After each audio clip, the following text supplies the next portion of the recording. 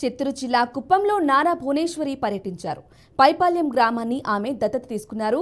ఈ సందర్భంగా ఏర్పాటు చేసిన ముఖాముఖి కార్యక్రమంలో ఆమె పాల్గొన్నారు. గత ప్రభుత్వ పాలనలో అనేక అరాచకాలతో ప్రజలు విసుగుపోయారని ఆమె ఆరోపించారు.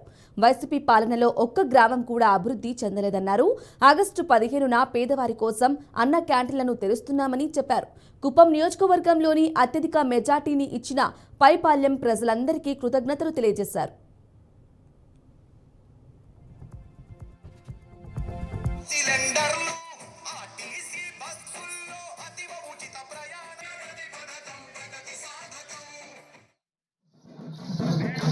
స్త్రీలకి ఉండే రక్ష ఇంకా ఏ పార్టీ ఉన్నా కూడా అది ఉండదు.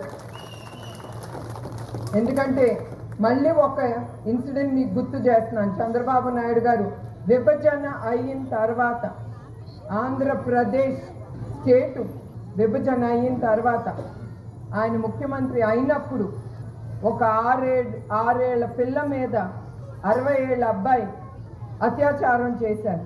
ఒక్కటే అన్నారు పోలీస్ డిపార్ట్మెంట్, మీరేం చేస్తారో నాకు అనవసరం, ఆ నిందితుడిని రేపు పొద్దున నా ముందర నుంచో పెట్టాలి అనేది ఒకటే చెప్పారు. ఆ పోలీస్ డిపార్ట్మెంటు వాళ్ళ డ్యూటీ మీద వాళ్ళు ఉన్నారు. మరుసటి రోజు పొద్దున అతను ఆత్మహత్య చేసుకుని ఒక చెట్టుకి ఆలాడిపోయాడు. అది ఎందుకు అంటున్నారు? అది చంద్రబాబు నాయుడు గారి నాయకత్వం మీద ఉండే భయం ఆ మొగాడికి ఉండాల్సిందే. మన స్త్రీల మీద ఆ అత్యాచారాలు ఎప్పుడు జరగకూడదని, ఆ భయం ఉండాలని ఆయన అట్లా కోరారు. స్త్రీలకి